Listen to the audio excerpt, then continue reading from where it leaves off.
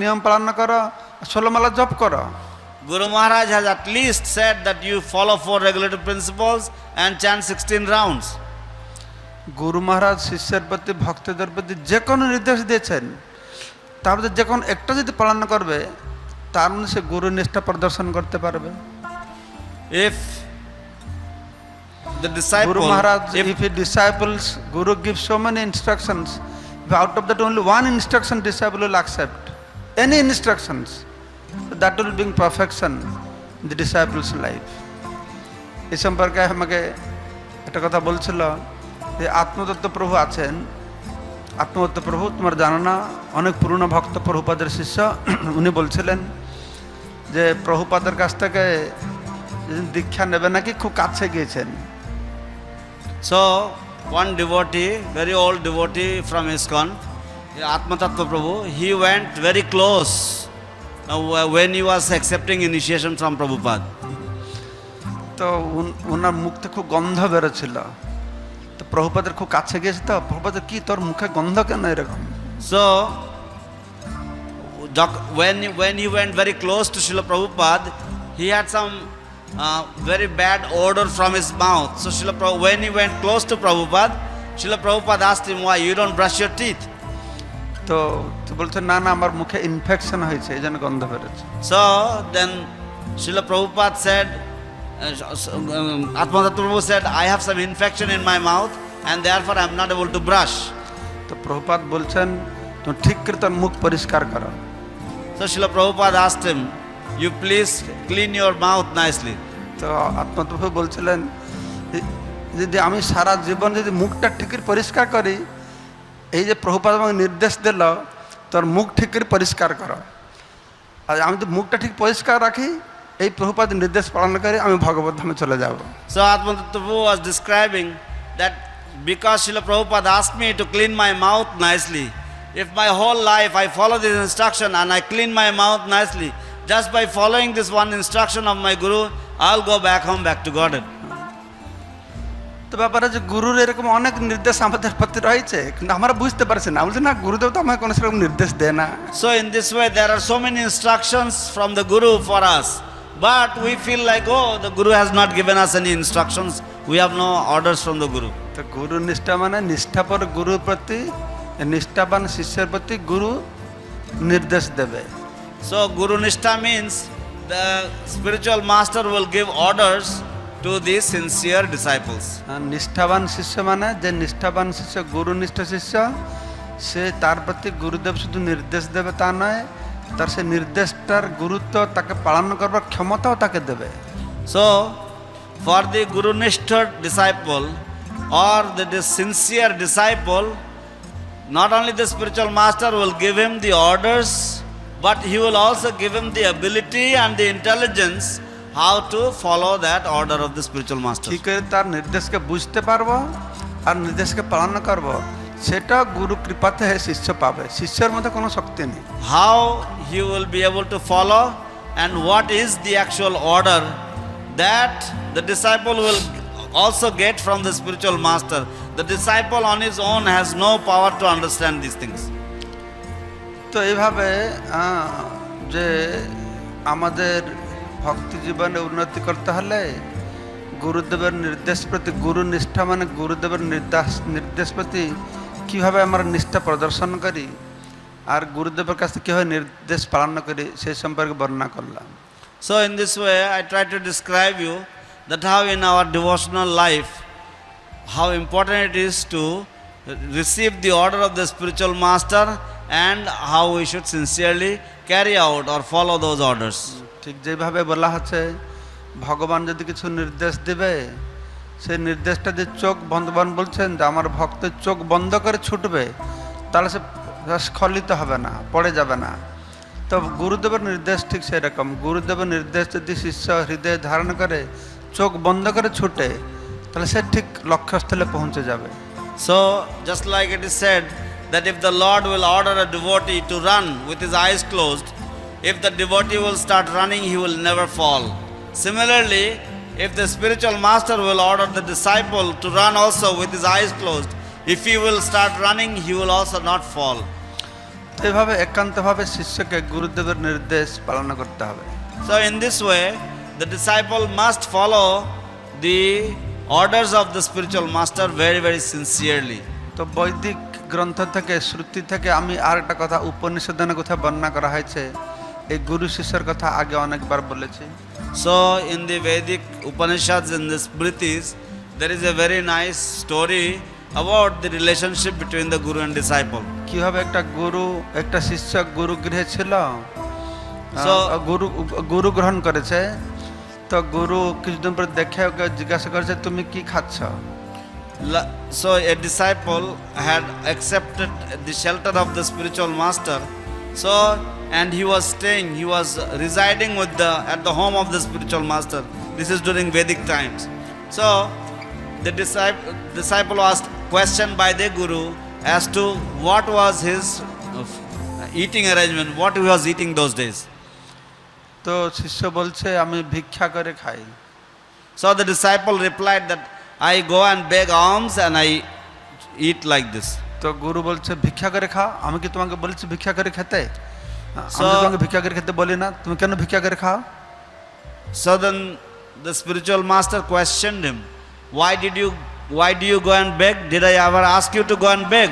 তা If I শিষ্য did not তখন- ask you, why you are going? শিষ্য তখন আর ভিক্ষা করা বন্ধ করে দিয়েছে। So the disciple stopped begging. তো আর কিছুদিন পরে গুরুদেব দেখেছেন শিষ্যকে, বলছে কি কি খাও তুমি এখানে? So after a few days, the spiritual master saw again he asked, how have you been eating? What are তো you গুরুদেব eating? আমি ভিক্ষা করি না, আমি কোনো ভান্ডারে গিয়ে লোকদের খাওয়াচ্ছে সেখানে গিয়ে খাই। I don't beg anymore, but I go where there is food distribution and I go there and I eat from there. তো গুরুদেব বলছে কি আমি তোকে বলেছি গিয়ে ভান্ডারে খাবার জন্য, আমাকে সে নির্দেশ দিয়েছে তোমাকে, তুমি কেন ভান্ডারে গিয়ে খাচ্ছ? So then the spiritual master got upset and said, I never asked you to go and eat like this from free places. Why you go and eat like that? ওকে গুরুদেব I will not go anymore. ঠিক আছে গুরু মহারাজ, আমি আর যাব না। আবার পর কিছু গুরুদেব দেখেছেন শিষ্যকে কি কি খাও তুমি, তো দেখতে তো খুব হুষ্টপুষ্ট লাগছে, তুমি কি খাওয়া দাওয়া করছো? So after some more time, the guru again asked, you look quite healthy. What have you been eating nowadays? তো শিষ্য বলল গুরুদেব আমি তো আর ভান্ডারে যাচ্ছি না, আমি এক জায়গায় মন্দির সামনে বসে থাকি আর লোকেরা আসে যে যা দেয় সেটাই আমি খাই। So then the disciple said that I don't go anymore. I just sit in one place, and if anybody gives something in front, I sit in front of a temple, and if anybody gives something, then I accept that. This is how I am going. গুরুদেব বলল আমি তোকে বলেছি হ্যাঁ থালা পেতে মন্দিরের সামনে বসে থাকবে, কেউ আসে তোমার পাতা দিল কেউ দিল না, এইগুলি সারাদিন বসে চিন্তা করছো তুমি? So then the guru said that, did I ask you to take a plate and sit in front of a temple and simply consider the whole day who is giving me, who is not giving me? আর কিছুদিন পর আবার শিষ্যকে দেখেছে, বলছে এখনো তো দেখতে তো খুব হুষ্টপুষ্ট আছো, কি খাচ্ছ? না আমি তো আর সেরকম মন্দিরের সামনে থালা ধরে বসে না, এই গৃহস্থ যখন গাভী দহন করে আমি যে পৌঁছাই একটু দুধ দে সে দুধটা খাই। So then again the disciple was met by the guru, and the guru said, you still look quite healthy. What have you been eating nowadays? So I don't beg anymore, I don't sit in front of the temple anymore, but I do go to the grihastha homes, and when they are milking the cow, they give me a little milk and I drink that. তো গুরুদেব বলে কি আরে সে দুধ হচ্ছে বাছুরের জন্য, তোমাকে আমি বলেছি গরু দুধ খাওয়ার জন্য? This milk is meant for the calf. Did I ask you to drink the milk of the cow? সে দুধ খাওয়া বন্ধ করে দিল। So he stopped drinking the milk. তো গরু দহন পরে যে ফেনাটা থাকতো ফেনা, ওই ফেনাটা খেত। So after milking the cow, sometimes the calf will get some foam in its mouth while drinking the milk from the mother's udders. তো এরকম যা শিষ্য খাচ্ছে গুরু বলছে আমি তো তোমাকে এটা বলি না খেতে, তুমি কেন খাচ্ছ? So in this way, whatever the disciple was eating, the guru said, I never asked you to do this, why you are doing this? তো একদিন এরকম হয়েছে, গুরু গিয়েছে জঙ্গলে, শিষ্য গেছে জঙ্গলে কাঠ কাটতে, আর সেদিন ফিরে না। So one day it so happened that the disciple went into the forest and in order to bring firewood, and he never returned. তার গুরুমা খুব ব্যস্ত হয়ে গেল। তো গুরুমা বলল গুরুদেবকে যাও যাও দেখো আমাদের শিষ্য কোথায় গেল, অত রাত্রে হয়ে গেল কেন ফিরলো না? So the wife of the spiritual master became very worried. Oh, it's been night now and still the disciple did not come back home. please go and find out what has happened to him. তো গুরুদেব গেল রাত্রিরে, ডাকছে তার শিষ্যের নাম ধরে, মানে শিষ্যের নামটা ভুলে গেছে কি। So then the disciple started calling the name of the Guru started calling the name of the disciple, and in this way he went out searching for the disciple in the night. তো গুরু শিষ্য বলছে, গুরুদেব গুরুদেব আমি এইখানে আছি, আমি এইখানে আছি। So the disciple started calling out, Gurudev, I am here, I am here. তখন গুরুদেব সেই শব্দ শুনে শুনে গিয়ে দেখলো যে শিষ্যটা গাড্ডার মধ্যে পড়ে গেছে। So then the Gurudev, he went and he saw that the disciple, he actually had fallen into a ditch. তো গুরুদেব তাকে উঠে দেখলো যে কি ব্যাপার, তুমি এখানে পড়ে গেল কি করে। Then when he pulled him out, then the Guru asked him, how did you fall in here? কোন শিষ্য বলল যে আমি যা খাচ্ছি, আপনি বলছে আমি বলি না তুমি কেন খাচ্ছ। তো এরকম করে করে আমি একটা জঙ্গলে আখন্দ নাকি এটা বলে বাংলায়? আখন্দ নাকি খেয়েছে, খেয়ে অন্ধ হয়ে গেছি, দেখতে পারি না, তাই গাড্ডায় পড়ে গেছে। So then the disciple replied, Gurudev, you asked me not to eat anything that I eat, you forbid me to eat. So therefore I was hungry and I ate something that is a poisonous root from the forest, and because of this I have become blind now. তো যখন গুরু শুনল যে এই শিষ্যের অতনিষ্ঠা, যে সেই প্রথম থেকে আমি বলেছি যে আমি না বলে তুমি কেন খাচ্ছ, খেয়ে খেয়ে এটা খেয়ে অন্ধ হয়ে গেছে, আর সেই কথাটা শুনে গুরু অত খুশি হয়ে গেল তার হৃদয়ে। তো সেই শিষ্যটা অন্ধ হয়ে গেছে, জড় জগতের কিছু জিনিস দেখতে পারছে না, কিন্তু গুরু যে তার প্রতি প্রসন্ন হয়ে গেল, এই প্রসন্নতার ফলে সমস্ত আধ্যাত্মিক জ্ঞান চিৎ জগতের কথা তার সামনে ফুটে উঠল। So when the disciple heard that, when the Guru heard that the disciple was so sincere and he tried to follow every one of his instructions, as soon as he asked him not to eat anything, he stopped eating that particular item immediately. So the spiritual master became so pleased, even though he became blind, but because the spiritual master was pleased with him, because he had followed the orders of the spiritual master, so everything from the spiritual realm became completely clear in front of him. এইটাকে বলে দিব্য জ্ঞান হৃদয় প্রকাশিত, তার হৃদয়ে সব কিছু প্রকাশিত হয়েছে। This is called the transcendental knowledge being manifest in the heart. আমরা শুধু গ্রন্থ পড়ে টড়ে মুখস্থ করে শ্লোক ট্লোক করে প্রিপেয়ার হয়ে কথা বলবো, এই জ্ঞানগুলোই মাথায় থাকে, ব্রেনে প্রকাশিত, হৃদয়ে প্রকাশিত নয়।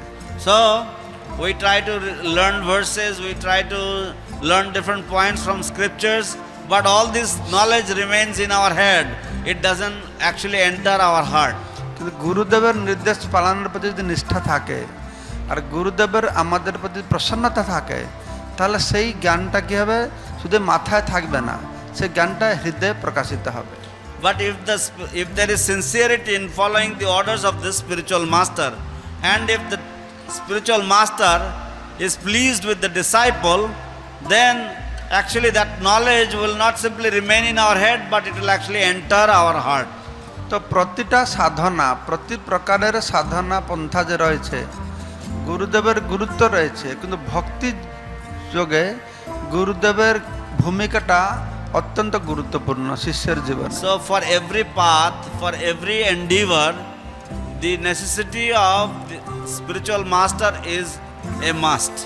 But in the devotional life, the spiritual master is extremely important. Spiritual master plays a very important role in disciples' life when somebody is practicing this bhakti yoga. তো সেজন্য প্রভুপাদ এটার উপর অত্যন্ত গুরুত্ব দিয়েছেন। Therefore, Srila Prabhupada has emphasized on this point. ব্যাপার হচ্ছে প্রভুপাদ আমেরিকায় গিয়েছেন, যে গুরুদেবের পা ধুয়ে দিতে হবে, গুরুদেবকে পূজা করতে হবে, এগুলোকে প্রভুপাদ তাকে শিষ্যকে শিখাতে হয়েছে, নাহলে কী কী তারা শিখতো, তাহলে কী কী তারা জানতো। Srila Prabhupada, when he went to America, he taught that one must worship the feet of the spiritual master, one must wash the feet. So Srila Prabhupada had to teach all of these things because they did not know any of this. তো আমাদের ইস্কনটা অত বড় হয়ে গেছে, আমি যা অনুমান করছি যে প্রভুপাদের শিষ্যরা প্রভুপাদের প্রতি অত নিষ্ঠাবান, হ্যাঁ, ওই যে গুরুমুখ পদ্মবাক্য চিত্তে করিয়া এইরকম নিষ্ঠাবান ছিল। তারা অতটা জ্ঞান নেই, অতটা বুঝতো না, শাস্ত্র জানতো না, প্রভুপাদ বলেছে বাস সেটাই করতে হবে, এরকম একটা ভাব তাদের মধ্যে ছিল। So, Srila Prabhupada, I also always wonder that ISKCON and its great big expansion is due to the sincerity of the disciples of Srila Prabhupada. They actually did not have big brains or anything, many of them, but they had this sincerity that if Srila Prabhupada said, it must be done. So with this sincerity they carried out, and therefore the success. মানে তখনকার সময় প্রভুপাদের প্রতি ওদের অত বিশ্বাস ছিল। তো ব্রহ্মানন্দ প্রভু বলছিলেন, একদিন ওনার সঙ্গে আমি যাচ্ছিলাম ড্রাইভিং করে আমেরিকায়। So once I was কোনো একটা মহারাজ ভুলে গেলাম, আমাকে বলছিল once I was driving with Brahmananda Prabhu or some other sannyasi, and he was describing the amount of conviction and determination they had with Srila Prabhupada's orders. আমরা চিকাগো এয়ারপোর্টে যাচ্ছিলাম। চিকাগো এয়ারপোর্টের নাম হচ্ছে O'Hare airport, O'Hare. So Chicago, the airport in Chicago is called Ohio. O'Hare O'Hare O'Hare airport. Oh, O'Hare Airport. তো প্রভুপাদ কখন কথা কথা বলেছেন যে এই এয়ারপোর্টের নাম হওয়া উচিত হরে কৃষ্ণ এয়ারপোর্ট। ওহারে ও হরে ডাকছে, ও Hare Hare Krishna airport. So Srila Prabhupada, in some conversation, he said that, oh, this place is called O'Hare, so they should actually call this airport as Hare Krishna Airport. তখনকার সময় প্রভুপাদের মুখ থেকে যেটা বেরোতো এরা মনে করতো এটা করতেই হবে আমাকে। So in those days, whatever came out of Prabhupada's mouth, the disciples, the devotees would think, yes, we must do this. তো সেই ভক্তটা কি করেছে, সেই এয়ারপোর্ট ম্যানেজারের সাথে দেখা করতে গিয়েছে। So then the devotees, they all went to meet with the airport manager, authority. বলছে এরকম এটা ওহারে আছে, আমাদের গুরুদেব বলছেন এটাকে ও হরে কৃষ্ণ এয়ারপোর্ট করতে হবে। So they went and they said that, you know, your airport is called O'Hare Airport. Our spiritual master said that you must call this airport as Hare Krishna Airport. তারা বিভিন্ন বুঝাচ্ছে। So then they started convincing. তো get out from here, ভাগো ভাগো ভাগো। So the devotees, they said, the people, they said to the devotees, get out of here. তো পাগল না, ও ওহারে এয়ারপোর্ট, তাকে যে আমি বলি হরে কৃষ্ণ করা অত সহজ নাকি, কিন্তু এদের ভিতরে অতটা মানে দৃঢ়তা ছিল, প্রভুপাদ বলছেন আমি চেষ্টা করব। তো এইরকমটা দৃঢ়তা ছিল তার মধ্যে। So it's kind of fanaticism that to think that, oh, because Prabhupada said, therefore they will change but these devotees, they had so much faith and conviction that because Srila Prabhupada said it, we should try and do it, we should try to do it.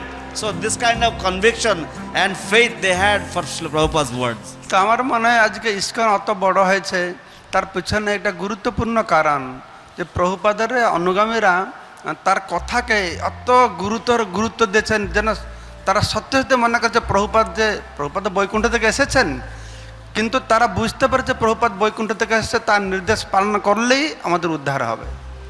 So one of the main reasons for such rapid expansion of ISKCON is that the sincerity of the disciples of Srila Prabhupada, and that they had such conviction in following his orders that if Srila Prabhupada has said it, it must be true, and therefore they would go all out in order to follow those instructions.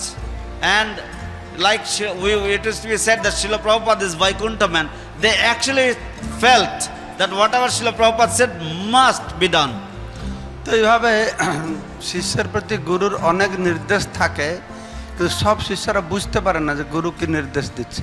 So in this way, every spiritual master gives many instructions for the disciples, but not many disciples understand what are the actual purport of those কিন্তু instructions. গুরুর যে শিষ্যের গুরুর প্রতি নিষ্ঠা আছে, সে গুরুদেবের কৃপাতে তার সমস্ত তার নির্দেশগুলি তার হৃদয়ে ফুটে উঠবে। So the disciple who has sincerity in his heart, for him all those instructions becomes revealed in his heart. যেরকম আমার দেখলাম গুরু মহারাজ যখন শরীর ভালো ছিল না, তো একদিন হঠাৎ রাত্রে উঠেছেন, রাত্রে উঠে মহাবরাকে ডাকছেন, মহাবরা উঠো। উঠেছে কি ব্যাপার, না আমার সব মনে পড়ছে, প্রভুপাদ আমাকে যে যে নির্দেশ দিয়েছে, তোটা কাগজ কলম নিয়ে আসো, সব লেখা বসে বসে। তা মহাভারত আসছে, তার গুরু মহারাজকে প্রভুপাদ যা যা বলে, মানে যা যা নির্দেশ দিল সব মনে হচ্ছে, সব লিস্ট করে মহাভারত লিখেছে। So just like one day, Guru Maharaj woke up in the middle of the night and he called for Mahavaraha. Then Mahavaraha Prabhu came, said, Mahavaraha, I just remembered all the instructions that Srila Prabhupada gave to me. Please bring a book and a pen and you please note down all the instructions that I repeat. তখন প্রায় 30, 40, 50, 60টা নির্দেশ কি প্রভুপাদ দিয়েছেন সব গুরু মহারাজ list বানিয়েছেন। So then Guru Maharaj enlisted about 60 different instructions or orders that Srila Prabhupada had given him. সেই জন্যই সেই দিন থেকে গুরু মহারাজের মাথায় খুব ঢুকে গেছে, যে গুরু মহারাজ এমন ঢুকে গেছে যে গুরু মহারাজ বলছেন যে সব আমার অনেক গুরু ভাই চলে যাচ্ছে, যেহেতু তাদের প্রতি প্রভুপাদার নির্দেশ ছিল তারা কমপ্লিট করে দিয়েছে, তা আমার প্রতি আর প্রভুপাদার আরও অনেক নির্দেশ আছে, সেগুলো কমপ্লিট করতে আমাকে থাকতে হচ্ছে। So from that day onwards, Guru Maharaj is very much eager and he was telling his disciples that Srila Prabhupada, he gave some instructions to his other god brothers. Guru Maharaj was telling that my other god brothers, they have received instructions and they have actually completed those and now they are going back to Prabhupada. So therefore he is especially eager to follow and carry out all the instructions of Srila Prabhupada that he received. তাই সেই জন্য গুরু মহারাজ সবসময় বলছেন যে প্রভুপাদ আমাকে যে নির্দেশ দিয়েছেন সেই নির্দেশগুলো কী কী বাস্তবে রূপায়িত হবে, তো সবাই তোমরা আমাকে সাহায্য করো। Therefore Guru Maharaj is always appealing that whatever instructions Srila Prabhupada has given me, you all please try and help me to carry out those instructions. সেই একই কথা বারংবার বলছেন। আমাকে প্রভুপাদ এই গ্রন্থ বিতরণ কত হাজারবার গুরু মহারাজ বলছেন, আমাকে মাসে 1 লাখ ছোট বই, 10,000 বড় বই বেচতে হবে। আমাকে প্রভুপাদ এই কি নবদ্বীপ ডেভেলপমেন্ট করতে বলেছেন, বারংবার সেটাকে জব করছেন, বারংবার জব করছেন। So we see Guru Maharaj has said it so many number of times, millions of times he has repeated that Srila Prabhupada has ordered me to distribute 100,000 small books and 10,000 big books per month. And Srila Prabhupada asked me to develop the Navadvip Mandal Parikrama. How many times has he repeated this? তো এটা যেরকম প্রভুপাদের নির্দেশ, গুরু মহারাজের প্রতি প্রভুপাদের নির্দেশটা তেন শয়নে স্বপনে জাগরণে সব সময়ে তারটা ধ্যানের বিষয় হয়ে উঠেছে যে প্রভুপাদের নির্দেশ আমাকে দিয়েছে। So the orders of Srila Prabhupada has become his object of meditation, while awake and during sleep also. আর প্রভুপাদের প্রতি গুরু মহারাজের নির্দেশ, তো গুরু মহারাজ সেইভাবে শিরোধার্য করেছেন যথার্থ শিষ্যরূপে, তাই আজকে মায়াপুর অত সুন্দর রূপ ধারণ করেছে। And because Guru Maharaj has accepted or carried those orders of his Guru Maharaj on his head so sincerely, therefore today Mayapur is developed in the way it has developed now. Prabhupada যখন ধরাধাম ছেড়ে চলে যাবেন, প্রভুপাদ বলেছেন এই ISKCON আমি তোমাদেরকে যেভাবে দিয়েছি এটাকে যারা বড় না করতে পারবে তোমরা মেনটেন করো, আমি যতটুকু দিয়েছি কমাবে না, বড় না করতে পারলে ওটা কমাবে না, এটাকে ঠিক করে মেনটেন করো এইভাবে। When Srila Prabhupada left this world, he had said that however much I have developed ISKCON, you please, if you cannot expand it more, at least maintain whatever I have given you. কিন্তু মায়াপুর প্রতি প্রভুপাদের একটা আলাদা নির্দেশ ছিল। But Srila Prabhupada had a different instruction or direction for Mayapur. Mayapur প্রতি প্রভুপাদ বলেননি আমি তোমাদেরকে মায়াপুর যেরকম দিয়ে গেছি তুমি না বাড়াতে পারলে এরকমই রাখো, এটা বলেননি Prabhupada. For Mayapur, Srila Prabhupada did not say that if you cannot increase, at least maintain whatever you have. He did not say like this, if you cannot expand. তাহলে মায়াপুর লং বিল্ডিং আর লোটাস বিল্ডিং হয়ে থাকতো, আর কিছু থাকতো না। Otherwise Mayapur would be simply with the long building and the lotus building. তো প্রভুপাদ বলেছেন গুরু মহারাজকে আমি তোমাকে ভগবানের সাম্রাজ্য দিলাম, তুমি ইউ ডেভেলপ ইট, তুমি এটার আরো বিস্তার করো। In regards to Mayapur, Srila Prabhupada told Guru Maharaj that I have given you the kingdom of God, you develop it now. তো প্রভুপাদ এই নির্দেশ দেওয়ার সঙ্গে সঙ্গে গুরু মহারাজ শক্তি দিয়েছেন, আর গুরু মহারাজের প্রভুপাদের প্রতি নিষ্ঠা আছে বলে আর সেই শক্তির ফলে আজকে কি হচ্ছে, গুরু মহারাজ আর তার অন্য সমস্ত ভক্তরা সাহায্য করছে, তার ফলে আজকে মায়াপুর সুন্দরভাবে প্রকাশিত হচ্ছে। So because Srila Prabhupada ordered Guru Maharaj to expand this place, to develop this place, and because Guru Maharaj had the sincerity, therefore Srila Prabhupada actually invested the potency in that order for it to become true, for it to be fructify, and therefore Guru Maharaj has been able to, with the help of the devotees, expand Mayapur to this stage. তো এইভাবে গুরু শিষ্য সম্পর্কটা ভক্তি জীবনে অত্যন্ত গুরুত্বপূর্ণ।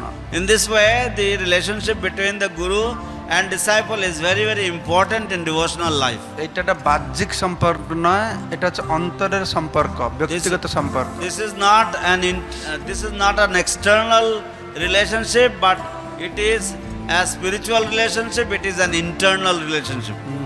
গুরু শিষ্য সম্পর্ক হচ্ছে একটা ব্যক্তিগত সম্পর্ক।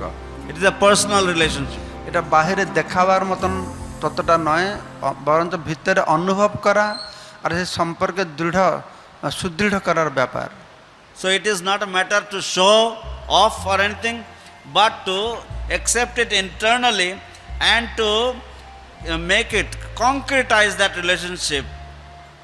অবশ্যই সে অন্তরের যে গুরুদেবদের নিষ্ঠা, বাহিরে তার প্রতি কর্তব্য সমাধানের মাধ্যমে আমরা মানুষকে প্রদর্শন করতে পারি। Naturally, if we receive the orders, then externally by carrying out those orders, we can see the results externally also. जय श्री प्रभुपाद की Jai. जय गुरु महाराज की जय। गौर प्रेमानंदे। हरि हरि बोल। हरे कृष्ण। কারো কোনো প্রশ্ন আছে?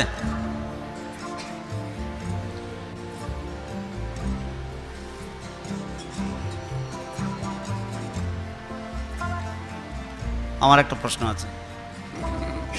কেউ প্রশ্ন করছে না, তা বেচারা কি করবে? এটা তো প্রশ্ন করতেই হবে, অনুভব করছে। না মহারাজ, আমার এটা আপনি, আমার এই বিষয়টা সবসময় আমার মনে পড়ে, সেই জন্য যদি মহারাজ, যদি কোনো ভক্তর অনেক সময় ইচ্ছা হয় যে গুরু মহারাজ যদি আমাকে একটা আদেশ দিতেন তাহলে আমিও চেষ্টা করতাম।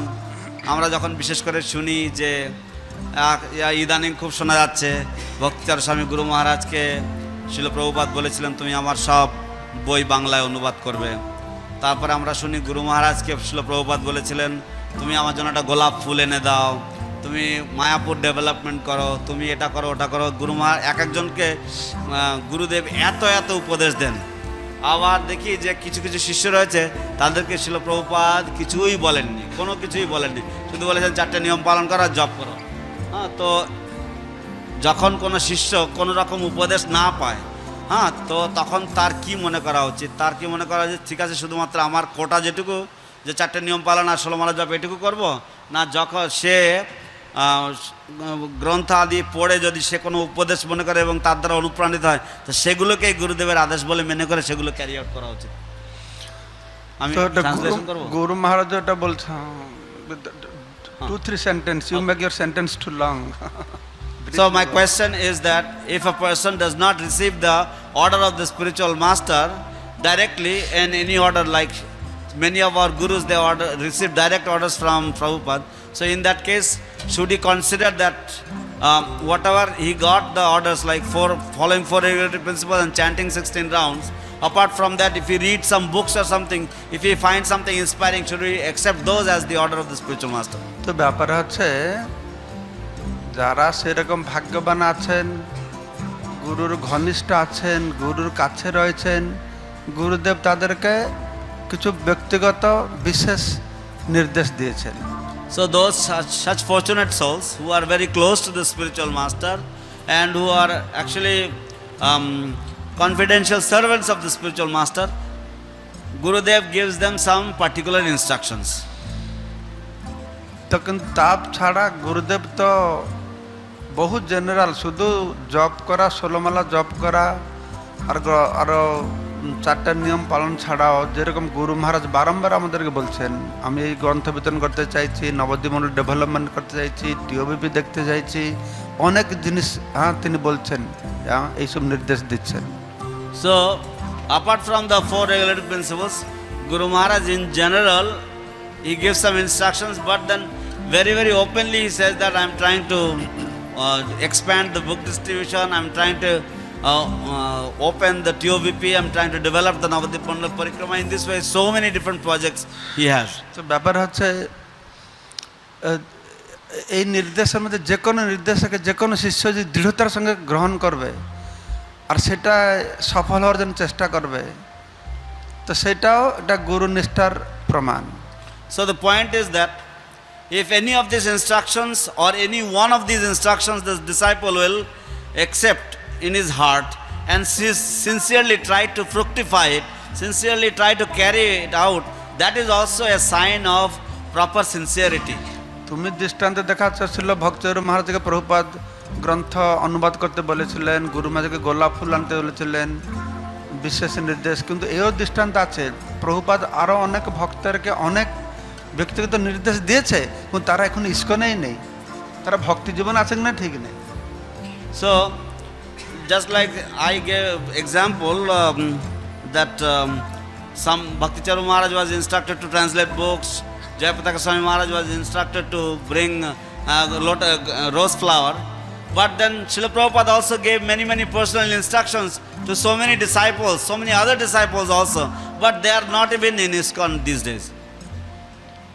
গুরু মহারাজ বলছিলেন অনেক প্রভুপাদের শিষ্য আছে যারা একদিন গুরু মহারাজের সঙ্গে প্রভুপাদের সঙ্গে কথাই হয় না, ওনার হয়তো ফোনে দীক্ষা পেয়েছে বা চিঠিতে দীক্ষা পেয়েছে, গুরু মহারাজ সান্নিধ্য প্রভুপাদের সান্নিধ্যই লাভ করে না, কিন্তু তারা এখনই ইস্কনে বিরাট বড় বড় দায়িত্ব নিয়ে তারা সুন্দরভাবে সেবা করছে, প্রভুপাদের মনোবাসনা পূর্ণ করছে।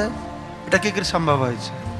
But Guru Maharaj explained that there are some disciples who did not even have an audience with Prabhupada, they did not even see Prabhupada, but they got the initiation through phone or they got the initiation through letter, but still such disciples, they are now carrying out big projects in ISKCON, they are carrying out great services. So how is this also possible?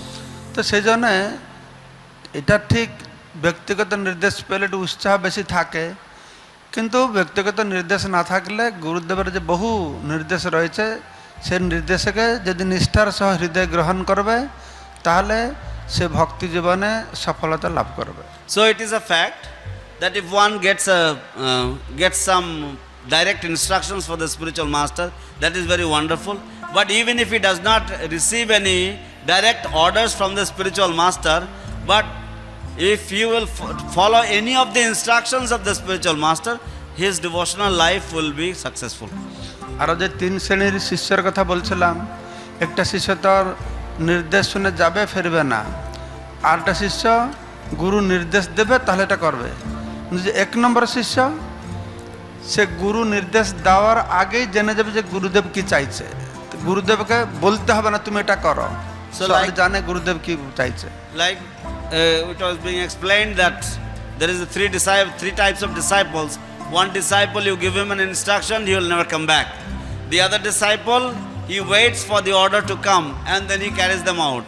And the first class disciple, before the spiritual master even expresses his desire, he comes to understand what is the desire and he carries out that order. তো সেইটাই হচ্ছে গুরু দেবতা আত্মার অর্থ, গুরুর সঙ্গে নিজেকে অতটা মিলাবে যে গুরুর মনোবাসনা কি শিষ্য বুঝতে পারবে গুরু বলবার আগে। So that is called Guru Devata Atma, that he becomes so much in union with the orders of the spiritual master that he comes to understand what is the desire of the spiritual master, and in so understanding he carries them out. like প্রভুপাদের গুরু ভাইরা ছিল ভক্তি সিদ্ধান্ত ঠাকুর প্রভুপাদ কাছ থেকে কত নির্দেশ পেয়েছিলেন, তারা কত ঘনিষ্ঠ ছিল, সেক্রেটারি ছিল, বছর পর বছর তার সঙ্গে কাটিয়েছেন।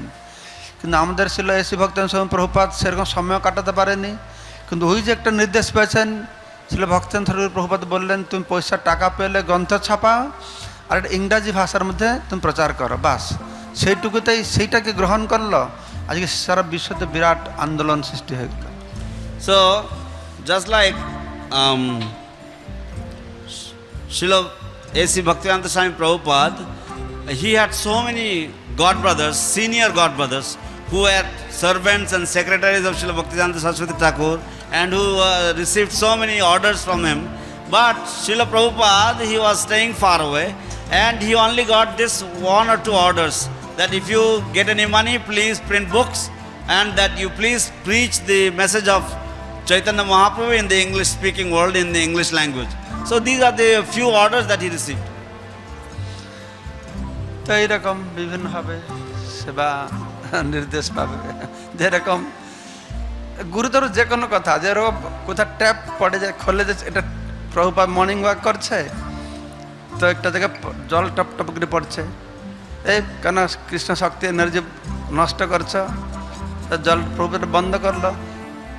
যে শিষ্যরা থাকবে যে জল পড়ে গেলে বন্ধ করতে হবে, তো সারা জীবন সে দেখবে যেখানে জল পড়ে যাচ্ছে এটা বন্ধ করতে যাবে, যেখানে জল পড়ছে বন্ধ করতে যাবে। সেটা ওটা গুরু গুরু নির্দেশ পালন করা। তো এইরকম আমাদের জীবনে কতবার যে গুরু মাত্র কত কথা আমাদেরকে বলেছেন, আমাকে ব্যক্তিগতভাবে বলে এটা করবে না, কিন্তু আমি যেটা ধরতে পারি না, এভাবে অনেক গুরু মাঝে আমাদেরকে বলছে। So, Guru Maharaj many times he would say that like Srila Prabhupada would be very disturbed if there are some running taps or water dripping from a tap. He would immediately ask, please do not waste Krishna's energy. So if the disciple will, throughout his life, whenever he will see a dripping tap, he will immediately go and close it. He is following the order of the Guru. So in this way, I may not be able to catch what Guru Maharaj is saying, but these so many instructions are there that can be carried out. One more question. Hare Krishna Maharaj, আপনি বললেন সব কিছুর মূল নিষ্ঠা, কিন্তু গভীর নিষ্ঠা জাগবে কিভাবে?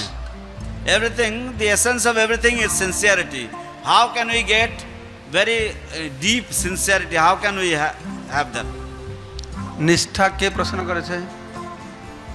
ও কে এই প্রশ্ন ওই ছেলেটা করেছে।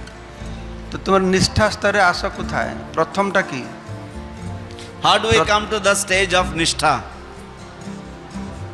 আদৌ শ্রদ্ধা। এই শ্রদ্ধা হবে তাহলে নিষ্ঠা আসবে।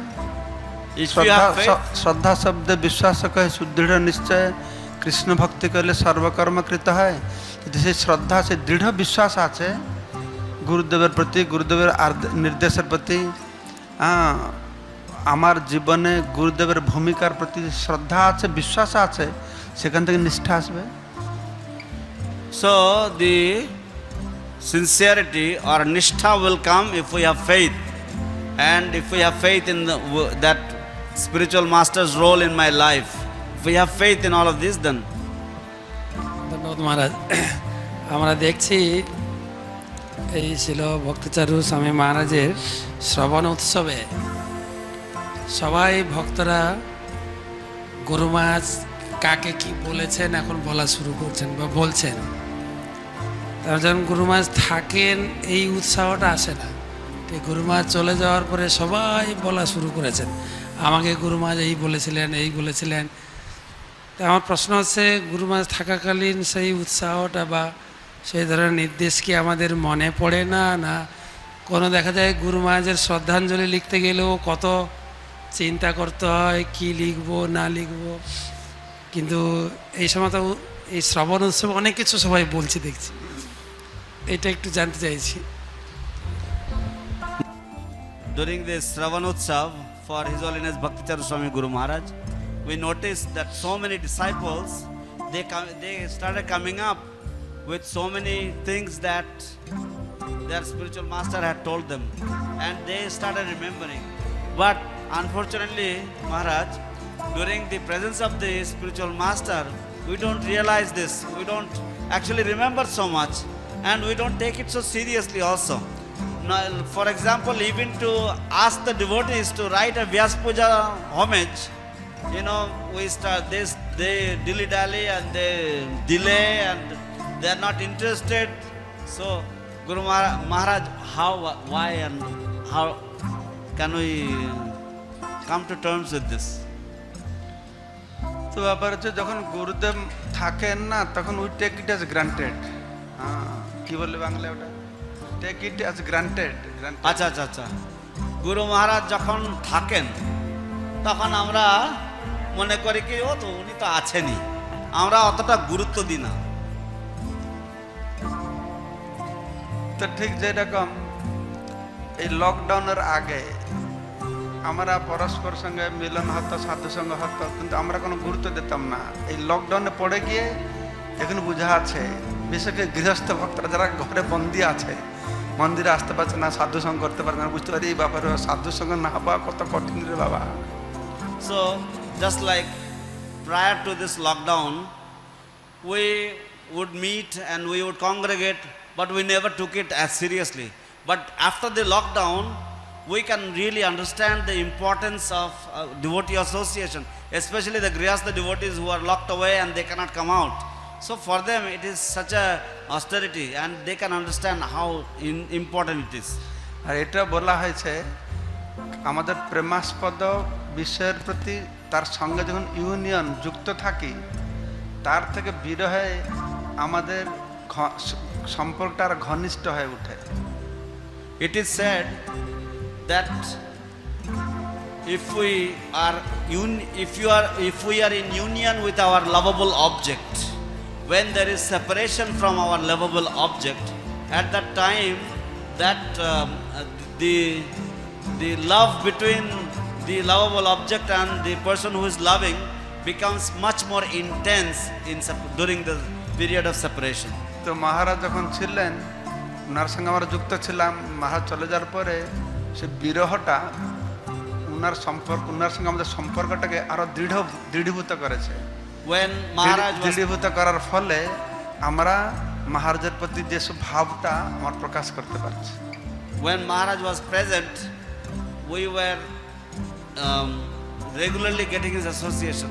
But due to his sudden absence from us, therefore that separation has become intensified.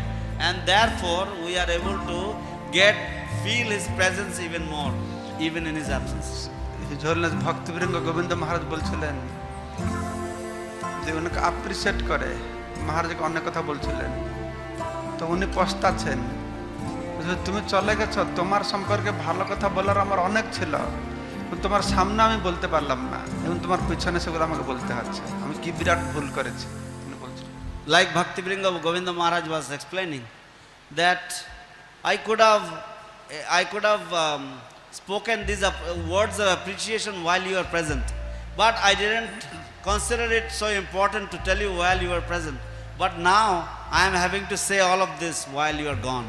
তো সেজন্য এখান থেকে আমাদের শিক্ষা নিতে হবে, আমরা ভক্ত সমাজে পরস্পরকে প্রশংসা করাটা খুব গুরুত্বপূর্ণ। From this we should take a lesson that how important it is in the association of devotees to appreciate each other, to praise each other. কিন্তু বাস্তবে দেখি কি আমাদের ভক্তদের আমাদের ভিতরে পরস্পরের প্রশংসা করার স্বভাবটা আমাদের কম। পরস্পর নিন্দা করা বা নিন্দাটা শ্রবণ করলে তো আনন্দ পাই, প্রশংসার ততটা আনন্দ পাই না, তারপর আমার ভক্তিতে উন্নতি করি না।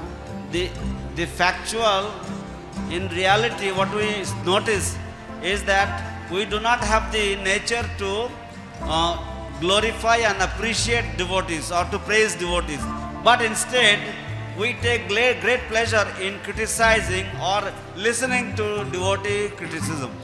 তো সেজন্য এটা একটা অত্যন্ত গুরুত্বপূর্ণ আমাদের জীবনে আমাদের অভ্যাস করতে হবে।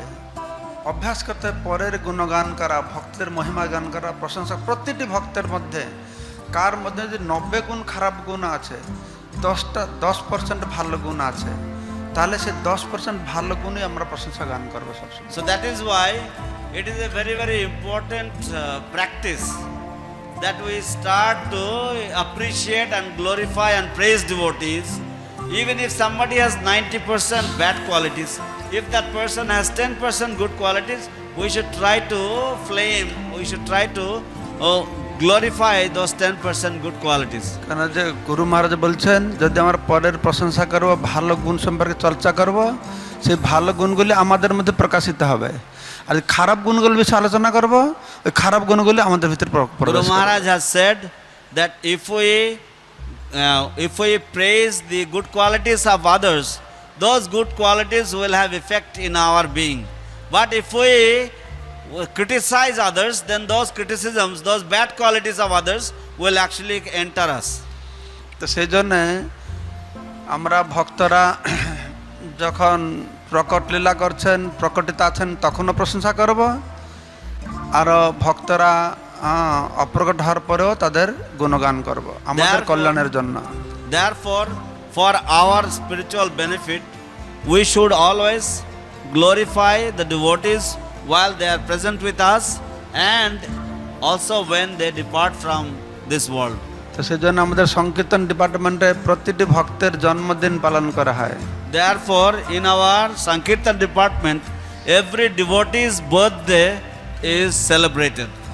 তো ভাগবত মহারাজ ব্যবস্থা করেছেন আমি দেখি সে তার জন্মদিনে সব ভক্তরা কত তার গুণগান করে আর একটা ভক্ত আছে সে যার সবার জন্মদিনে একটা সুন্দর গান লেখে তার সব গুণ প্রকাশ করে গান লেখে এটা খুব So- ভালো অভ্যাস এটা। So, I see that Bhagavat Maharaj he arranges this birthday celebrations amongst the Sankirtan devotees, and there is one particular devotee.